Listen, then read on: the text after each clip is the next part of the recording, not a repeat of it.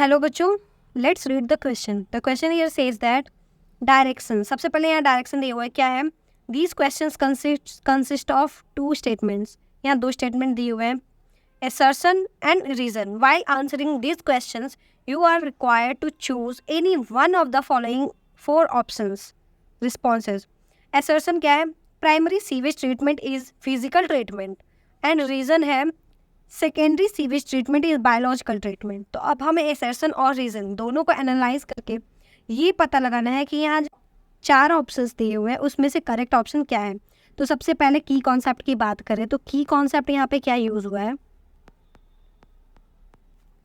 Sewage treatment. इसमें दोनों ही primary और सेकेंडरी दोनों का कॉन्सेप्ट आ जाता है, सीवेज ट्रीटमेंट. तो अगर हमारा ये कॉन्सेप्ट क्लियर है कि प्राइमरी और सेकेंडरी ट्रीटमेंट में क्या क्या यूज़ होता है, मतलब क्या होता है, तो हम इस क्वेश्चन को ईजिली सॉल्व कर सकते हैं. तो सबसे पहले असर्शन की बात करें. असर्शन में हमें बोल रहा है कि जो प्राइमरी सीवेज ट्रीटमेंट है, प्राइमरी वो क्या है? एक फिजिकल ट्रीटमेंट है, फिजिकल ट्रीटमेंट है. तो ये हमारा बिल्कुल करेक्ट हो गया, क्योंकि हम प्राइमरी ट्रीटमेंट में करते क्या है? इसमें हम क्या करते हैं? स्क्रीनिंग करते हैं, सेडिमेंटेशन करते हैं, और जो भी लार्ज पार्टिकल्स होते हैं, जो लार्ज सॉलिड पार्टिकल्स होते हैं, लार्ज सॉलिड पार्टिकल्स होते हैं, उनको हम रिमूव करते हैं. तो ये एक तरह से फिजिकल ट्रीटमेंट ही हो गया, क्योंकि हम लार्ज सॉलिड पार्टिकल्स को रिमूव कर रहे हैं सेडिमेंटेशन के थ्रू. तो ये हमारा असर्शन बिल्कुल ट्रू हो गया. अब रीज़न देख लेते हैं.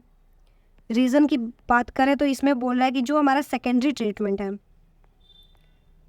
सेकेंडरी सीवेज ट्रीटमेंट जो होता है वो बायोलॉजिकल ट्रीटमेंट है. तो ये भी बिल्कुल ट्रू है, क्योंकि जो सेकेंडरी ट्रीटमेंट होता है उसमें हम माइक्रोब्स का यूज़ करते हैं. माइक्रो ऑर्गेनिज्म क्या करते हैं? जो भी ऑर्गेनिक मैटर होता है वाटर में, उसको ये डिकम्पोज करते हैं. तो हम यहाँ पे एक लिविंग ऑर्गेनिज्म का यूज़ करके हम सीवेज को ट्रीट कर रहे हैं, इसलिए हम इसको बायोलॉजिकल ट्रीटमेंट भी बोलते हैं.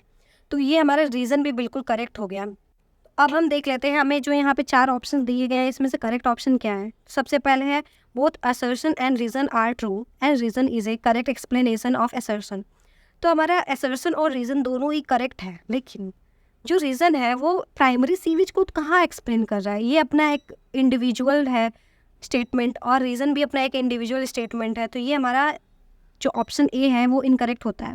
ऑप्शन बी की बात कर लें. Both in assertion and reason are true but reason is not a correct explanation of assertion. तो ये हमारा बिल्कुल करेक्ट है. तो हमारा राइट आंसर हो गया option B. So that's it for the question. Hope you understand it well. Best of luck.